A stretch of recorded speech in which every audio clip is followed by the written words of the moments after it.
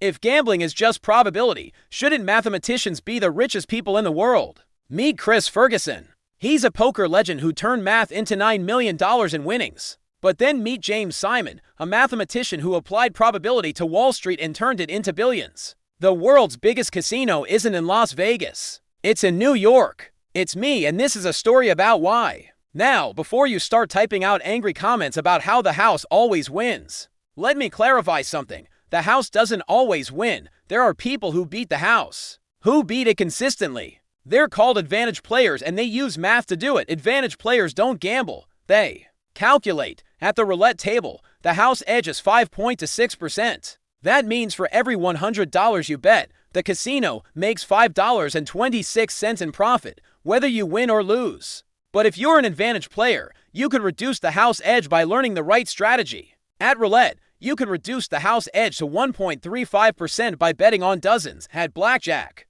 you could reduce it to 0.5% by card counting.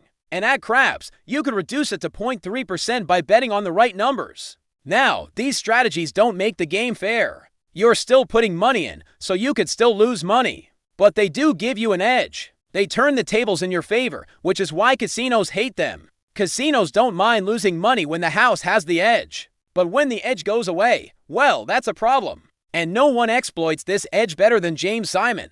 He's a mathematician who turned his love of numbers into billions of dollars in 1988. He founded Renaissance Technologies, an investment firm that uses math to beat the market. Their flagship fund has returned 66% annually for the past decade, making it one of the most profitable investments ever. In fact, it's so good it makes poker look like child's play. At the poker table, you have to beat other players. At Wall Street, you just have to beat the market. And you don't even have to do that every time. You just have to do that more often than you lose. It's actually easier than it looks. And with the right strategy, you can turn math into millions. Take blackjack, for example. If you count cards, you can reduce the house edge to 0.5%. That means if you bet $1,000, you can expect to win $5 in profit. With poker, though, you have to win more than you lose against other players. And at the highest stakes, that's really hard to do. So why aren't mathematicians the richest gamblers? Well, because it's not about the math.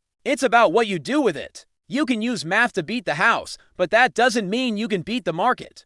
And you certainly can't beat all the other players at the table. To do that, you need skill, experience, and psychology, things that you can't learn from a book or a course. You have to live it, breathe it, and understand it. And that's why some people make millions doing math and others don't. This is the host, and if you want to learn how to think like a mathematician, you can do it for free.